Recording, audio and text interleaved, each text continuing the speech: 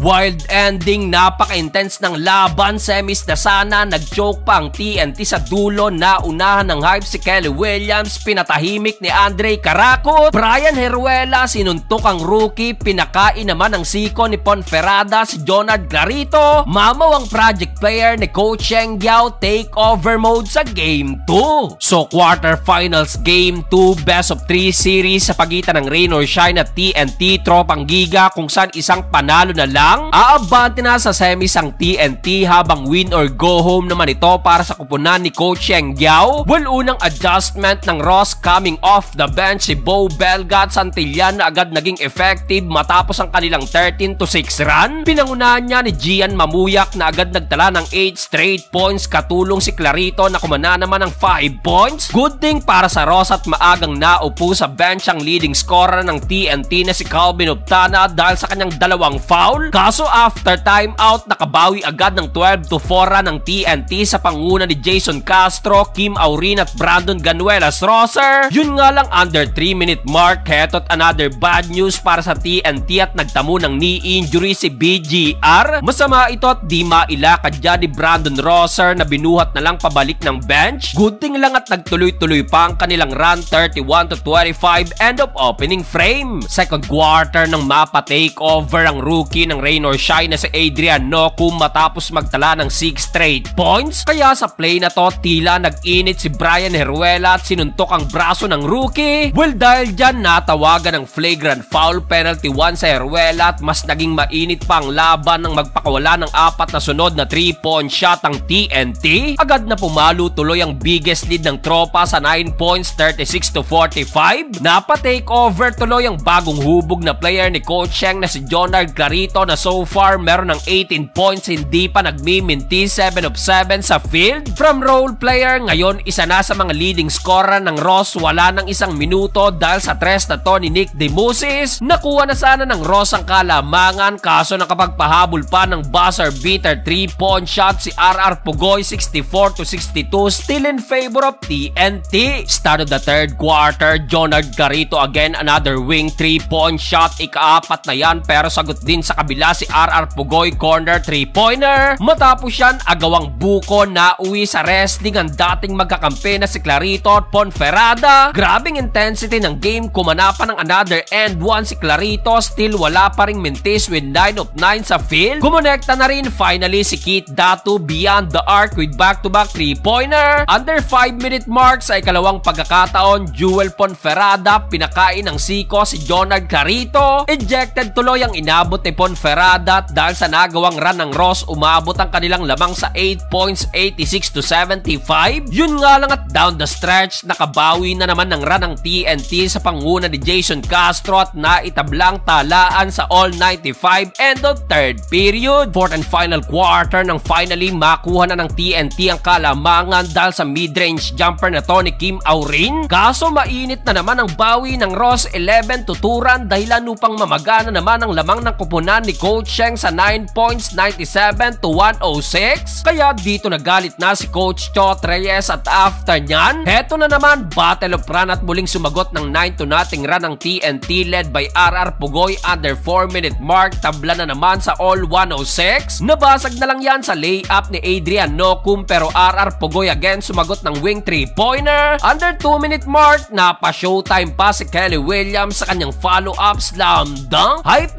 na sana ang veteran, kaso hindi pa pala tapos ang laban. Nag-choke ang TNT dahil mainit na sumagot na naman ng 10 straight points ang Rain or Shine. Back-to-back 3-point shot ang kinana ni Clarito at Andre Caraco. Pinatahimik ni Caraco ang TNT, may patang out pa at sa huli mai-extend ng Ross ang laban sa do or die game.